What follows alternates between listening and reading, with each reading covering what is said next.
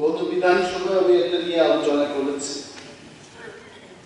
ত্রিপুরা রাজ্যের ground water level কিন্তু নিচে চলে যাচ্ছে।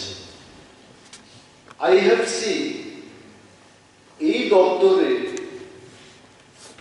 একটা ইন্টেনশন থাকে ডিপ টিউবওয়েল বসিয়ে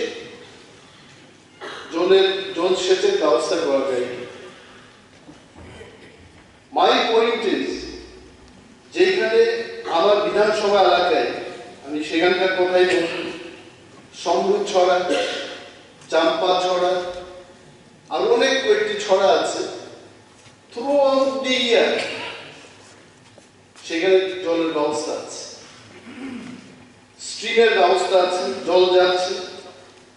এইখানে গ্রাউন্ড ওয়াটার লেভেলকে ক্ষতি না করে যদি স্লুইস গেটের ব্যবস্থা করা যেত, অনেক কৃষিযোগ্য জমি সেখানে আমরা ধান চাষ করতে পারতাম।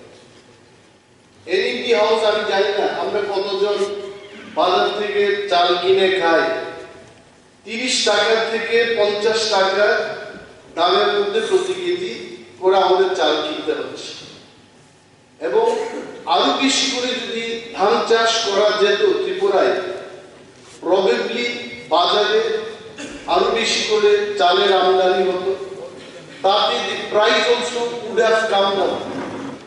সেই লক্ষ্যে আমি সরকারের কাছে জানতে চাইব যে আগামী দিন ত্রিপুরা রাজ্যের যেখানে যেখানে ওয়াটার স্ট্রিম রয়েছে সেখানে সুইচ গেট স্থাপন করে কৃষিযোগ্য জমিতে জল সেচের ব্যবস্থা করা হবে কিনা, 1 নম্বর।